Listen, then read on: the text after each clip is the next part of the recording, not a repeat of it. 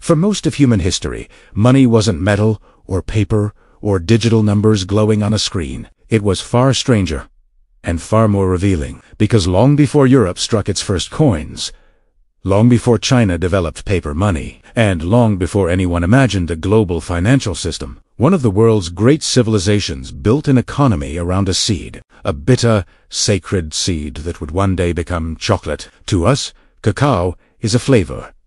To the Maya, it was status. It was ritual. It was political power. And eventually, it became currency. Not symbolic wealth. Not barter, but a fully functioning monetary system that moved armies, powered cities, and shaped the politics of an entire region. Welcome to Financial Timeline, where money, power, and history collide. And nothing is ever as simple as it looks. To understand how cacao became money, you first have to understand who the Maya truly were. Not the exoticized jungle tribes of Hollywood. Not the simplified diagrams from school textbooks, but a civilization that stretched across southern Mexico, Guatemala, Belize, Honduras, and El Salvador, one of the most advanced societies on Earth.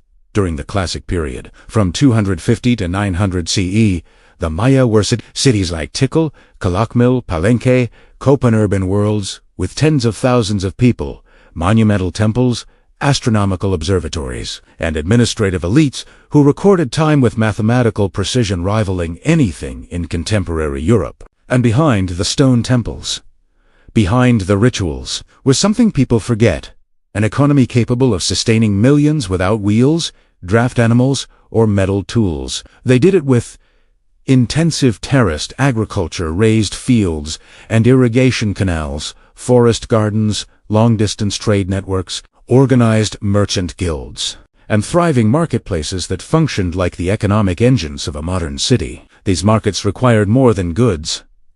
They required trust. They required money. The Maya didn't start with coins.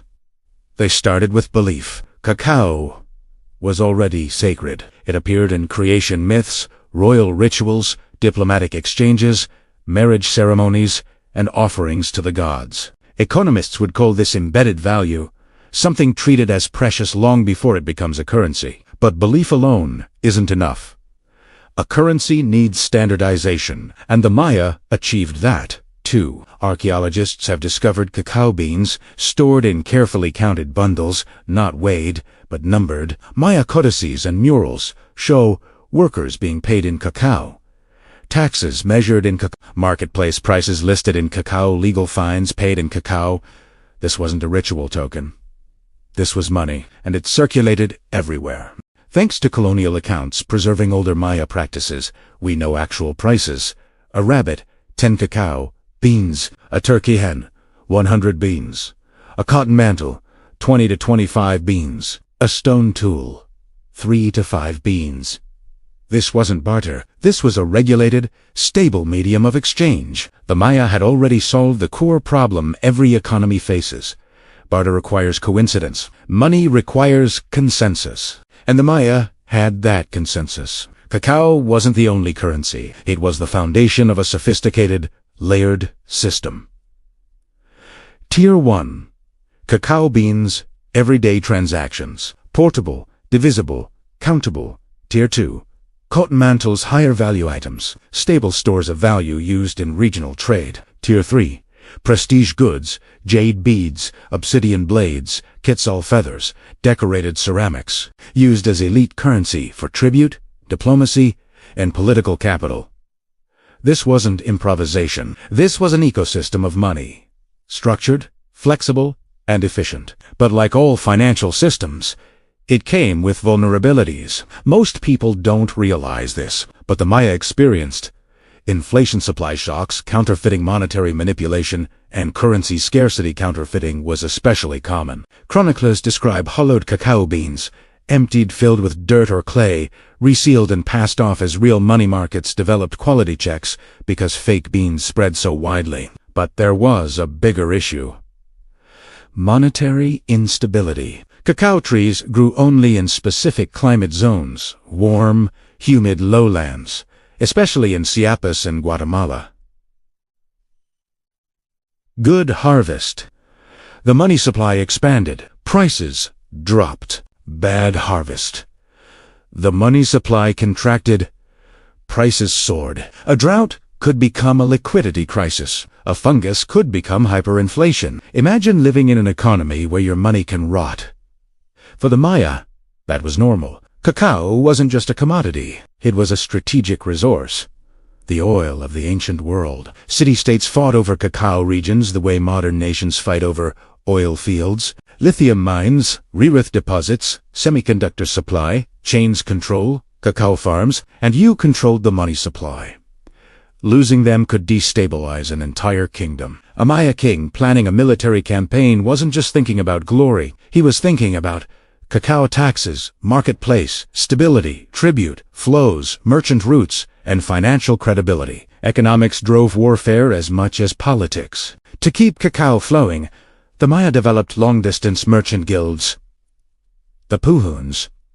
These were not simple traders. They were diplomats, negotiators, logisticians, transport specialists, and sometimes spies. They traveled through forests, mountains, and river systems, maintaining economic networks hundreds of miles long. Replace the cacao bundles with shipping containers, and you'd recognize the blueprint of global commerce. The Maya had been running multinational trade operations 1,000 years before globalization. Cacao beans could rot, mold, dry out, or be eaten by insects. A single miscalculation in storage could destroy wealth overnight. And yet, the system worked for centuries. Why? Because perishability prevented hoarding. Cacao circulated constantly, stimulating trade, preventing stagnation, and sustaining economic momentum. In many ways, it behaved more like modern fiat currency than a commodity. The classic Maya world eventually fragmented due to environmental stress, political conflict, and shifting trade networks. But cacao money didn't collapse. It survived. It spread. It evolved. The Aztecs adopted it and formalized it. The Spanish encountered it and taxed it. And even into the colonial period, cacao remained one of Mesoamerica's most important currencies. A plant had become a financial institution. Here is the uncomfortable truth. Every financial system, ancient, modern, or future, rests on the same foundation. Money as trust made visible. The Maya proved this better than almost any civilization. Their economy worked because people believed in cacao. They trusted it, te balu d'Italiano. They built systems around it, and when that trust faltered, so did their world. The parallels to today are unavoidable. Their inflation came from drought. Ours comes from energy shocks and supply chains. Their counterfeiting came from hollowed beans.